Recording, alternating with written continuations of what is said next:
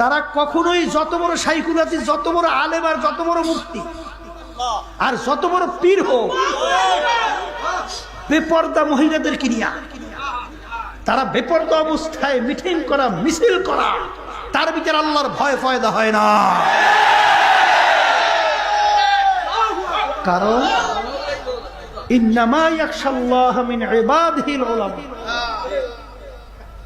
আমার মালিক বলতেছেন আলেম বলা হবে তাদেরকে যাদের ভিতরে আমার ভয় ফয়দা হবে।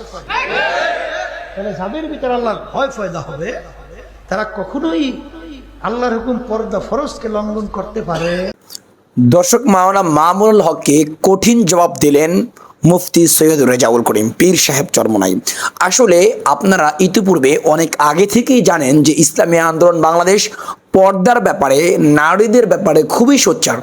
ইতিপূর্বে যখন সংসদ নির্বাচন হয়েছিল তখন কিন্তু মুফতি ফজলুল করিমকে বরিশালে এক নারীর সাথে টকশোতে ডাকা হয়েছিল, কিন্তু মুফতি ফজলুল করিম একেবারে এক কথায় উত্তর দিয়ে দিয়েছিলেন, যদি নারীকে না সরাতে পারেন আমি টকশে যাব না।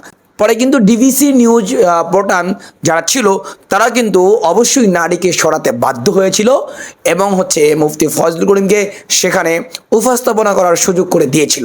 তো সব কিছু মিলিয়ে আপনারা জানেন পীর সাহেব চরমনাইদের একটি ঐতিহ্যবাহী স্লোগান রয়েছে, নারীর সাথে আপোষ নাই পীর সাহেব চরমনাই। যদিও ইদানিং এই স্লোগানটা নিয়ে কিছুটা কথা সর্বমহলে হচ্ছে যে নারীর সাথে যদি আপোষ নাই থাকে বাচ্চা কাচ্চা দুনিয়াতে কিভাবে আসবে। অবশ্যই নারীর সাথে আপোষ করতে হবে, তবে সেই নারী কে নারী বলে? সে নারী হচ্ছে যে মাহারাম তার সাথে আপোষ করতে হবে, যে গায়রুল মাহারাম তার সাথে কোনো রকমের কোনো আপোষ নাই। তো পীর সাহেব চরমনাইরা আসলে ধীরে ধীরে তাদের যেই পরিধি, নির্বাচনী পরিধি এবং তাদের সদস্য পরিধি সব কিছুই ধীরে ধীরে বিস্তার হচ্ছে। এর পিছনে সবচেয়ে বড় যে একটি কারণ সেটা হচ্ছে তাকওয়া। দেখবেন ইসলামী আন্দোলন বাংলাদেশের নেতাকর্মীরা এই অপকর্মে খুব কমই জড়ায়। ইসলামী আন্দোলন বাংলাদেশের নেতাকর্মীরা ধর্ষণ মামলা থেকে শুরু করে বড় বড় ধরনের যত প্রকার অপরাধ আছে সেই অপরাধ থেকে তারা খুব কমই বেঁচে যায়।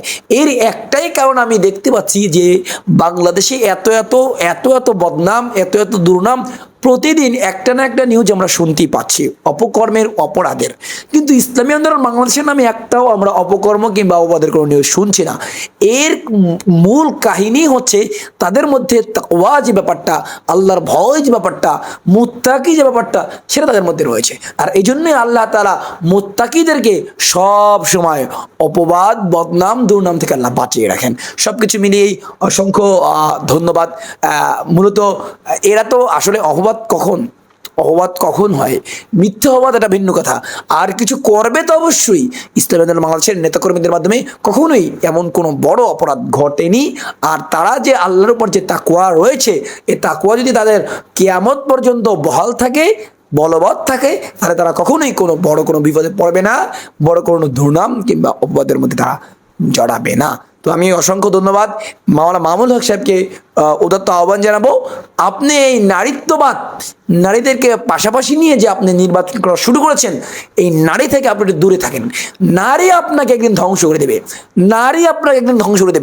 আপনাকে কিন্তু নারী একদিন ধ্বংস করে দেবে। যে পথে আপনি এত উচ্চ মাপের অবস্থায় আছেন, সে পথ থেকে নারী আপনাকে টেনে ছিঁড়ে বের করে দেবে। এই জন্য সব কিছুতেই আমরা শরিয়াতকে প্রাধান্য দেব, শরিয়াতের মধ্যেই আমরা থেকে ইসলামের জীবন ব্যবস্থাকে আমরা কমপ্লিট করব।